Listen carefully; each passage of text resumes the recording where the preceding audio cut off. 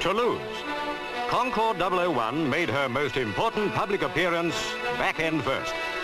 She was being nosed out of her hangar by a tractor on the day for which Britain and France and the rest of the world had waited so long.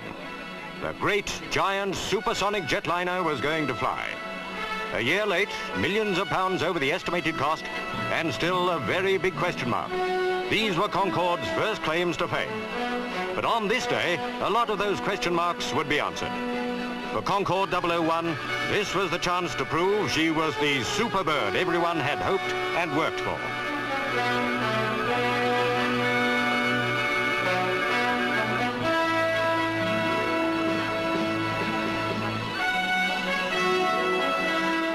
A 193 feet long, 38 feet tall, with a wingspan of 84 feet.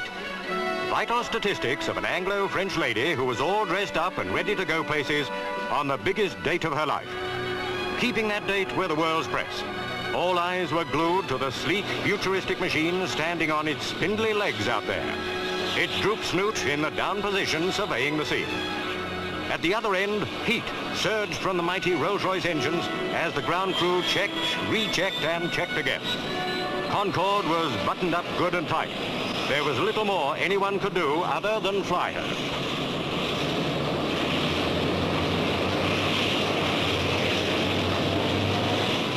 After 6 years of designing and building, delays and progress, the dream was a reality. Concorde nosed slowly out towards the starting point of her flying career. The men chosen to crew the Speedbird on her maiden flight had plenty to do during the last few seconds before takeoff. The all-important final pre-flight check, carried out by Chief Pilot André Turcat and his crew, went without a hitch. This was it.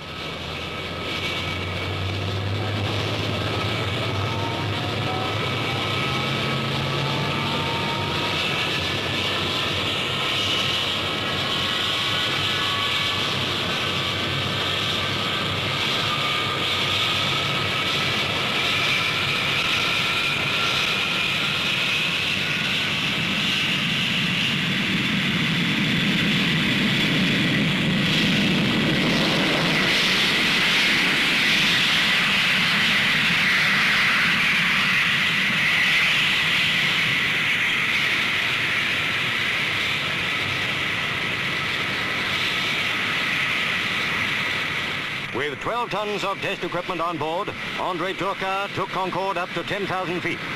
She was almost ticking over at less than 300 miles an hour. Nose still in the croup position, undercarriage down.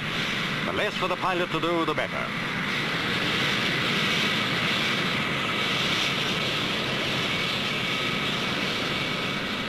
Earthbound technicians waited for reports to come in. And what reports they were. Concorde handled beautifully. After only 27 minutes of flight, she was coming home. The weather was threatening, but the test pilot knew what he wanted to know. Concorde was coming back as a success.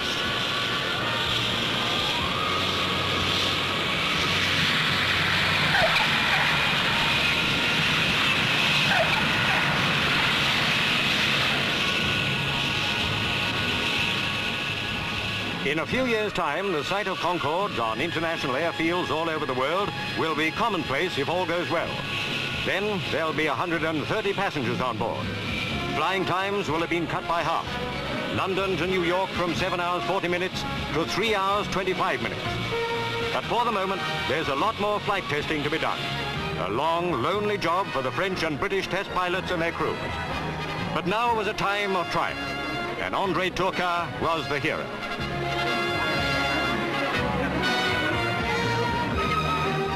Jubilant senior executives of Sud Aviation and the British Aircraft Corporation greeted the tall, quiet Frenchman who had taken their machine on its successful maiden flight.